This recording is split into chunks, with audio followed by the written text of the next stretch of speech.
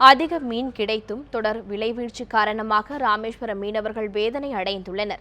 இலங்கை கடற்படையினரால் தமிழக மீனவர்கள் தொடர்ந்து தாக்கப்பட்டு வந்ததால் மீனவர்கள் கடலுக்கு செல்ல அஞ்சி வருகின்றனர்.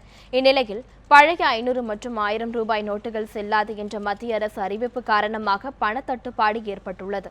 இத்தகைய சூழ்நிலையில் ராமேஸ்வரம் மீனவர்கள் கடலுக்கு நேற்று மீன்பிடிக்க சென்றிருந்தனர். எதிர்பாராத விதமாக கடலில் அதிக அளவு மீன் கிடைத்ததால் மீனவர்கள் மகிழ்ச்சி அடைந்தனர். எனினும் பணப்புழக்கம் காரணமாக மீன்கள் எதிர்பார்த்த அளவுக்கு விலை போகவில்லை. இதனால் மீனவர்கள் வேதனைக்கு உள்ளாகியுள்ளனர். எனவே விவசாயிகளுக்கு வங்கிகளில் பணம் எடுக்க சலுகை அளித்துள்ள போதிலும் மீனவர்களுக்கும் விலக்கு அளிக்க வேண்டும் எனவும் கோரிக்கை விடுத்துள்ளனர். நாங்க கஷ்டப்பட்டு கடலுக்கு போனாலும் கூடுதலா மீன்பாடு கிடைத்தாலும் உரிய விலை கிடைக்க மாட்டேங்குது. இதை காரணம் காட்டி இந்த ரூபா கிடைக்காத காரணம் காட்டி எங்களுக்கு குறைந்த விலையில இறால் மீன் எல்லாமே போகுது. இதனால பெருத்த நஷ்டம் தான் ஏற்படுது. மத்திய அரசு தலையிட்டு மீனவர்களுக்கு கூடுதலா பணம் வழங்குறதுக்கு ஆவணம் செய்யணும். அப்படின்னா தான் மீனவர்கள் தொழிலுக்கு இயக்க முடியலைன்னா மீனவர் தொழிலை இயக்க முடியாத சூழ்நிலை உருவாகும்.